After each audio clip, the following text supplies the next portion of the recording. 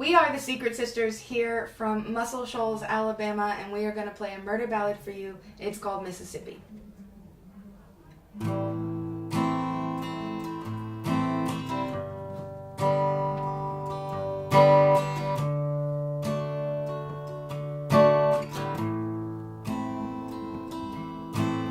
All my life, I ain't never been a lucky man. Saw the back of my daddy's hand. Lost your mama to the promised land.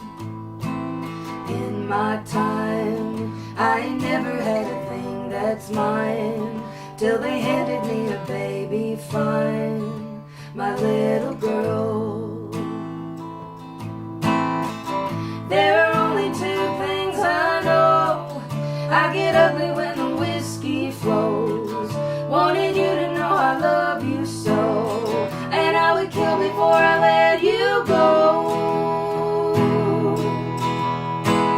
Taking off from Mississippi, wearing someone else's name, brought you in this world and I can take you from it just the same. If you leave for Mississippi, I will beat you at your game. Brought you in this world and I can take you from it just the same.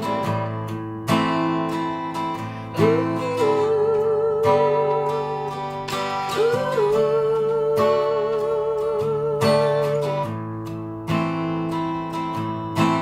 my dear one, heard you whispering your plans to run off to marry some rich man's son.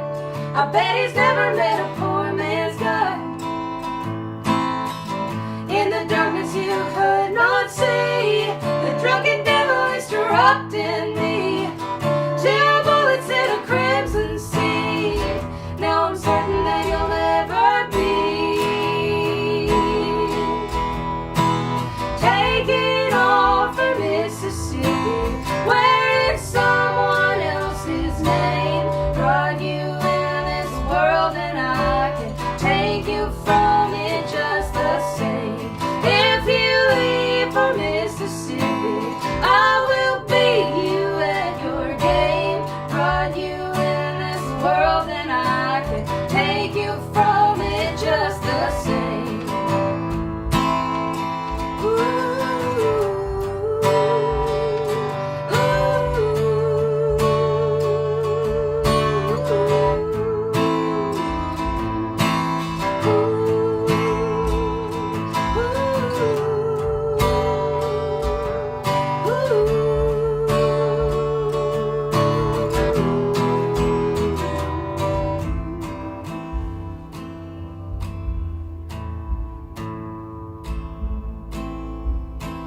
Grief and sin, when the righteousness of you sets in, and the blood in my veins begins to ramble on.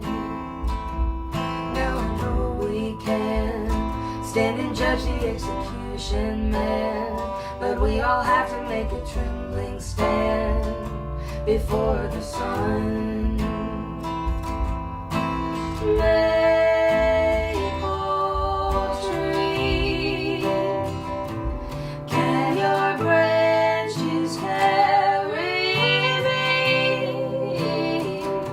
Before the war, before the wine, before I stole what wasn't mine, can you bring my baby back to me?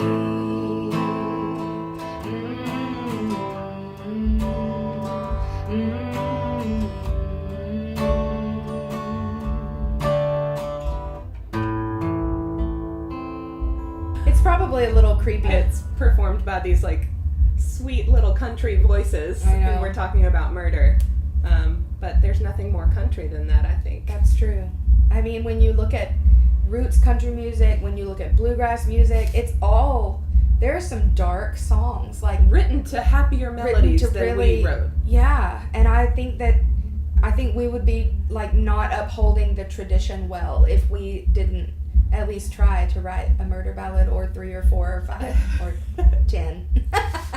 there are just so many songs that you hear nowadays are so surface level, and that's okay to have those songs, the ones that you can just tune life out and just listen. But we like the songs where you can just actually find go into them and find yourself in a place that is not the world. But we're also both very interested in literature. Like we love books and we love beautiful writing. You know, artists they are artists, but authors, you know, who never thought about putting a melody to something, but they just wrote this really beautiful, you know, scene that you can envision in your head without anything, no pictures or anything, but you can see it.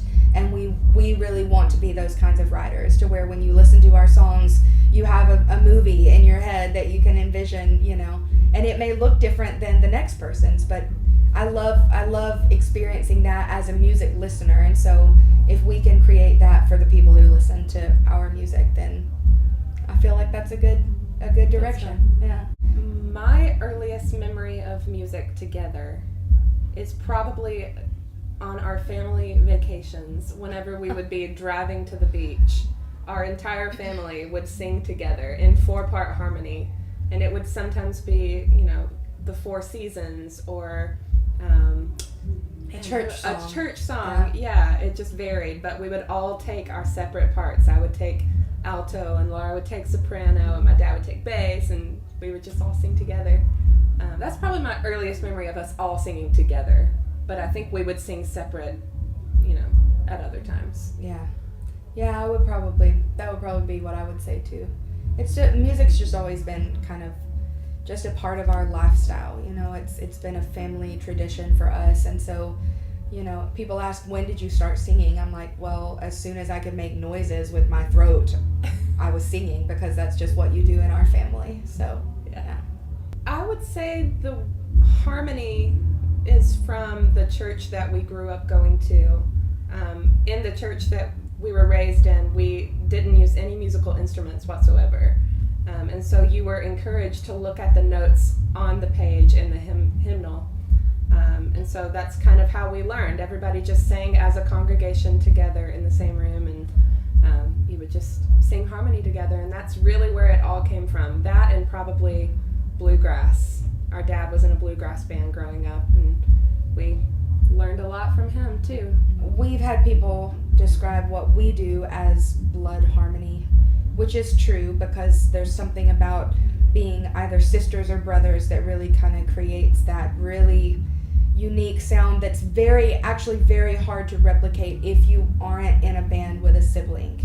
And I think a lot of the kind of science behind it is that when you're from the same family, especially if you're siblings, you pronounce things the same way, and you have like just this ability to kind of read one another, so that same you know timbre in your voice. Yeah, like I can usually tell what she's gonna do with her notes. I'm like, I know she's gonna go do this, so then I do this. It's almost like this like secret communication that we have. We definitely feed off of one another. You know, whenever we're together singing, it's almost like I don't feel right if she's not singing with me. You know, if I'm singing alone, I don't like it typically, because I want her to be with me. So I would say that everything started going downhill in 2015.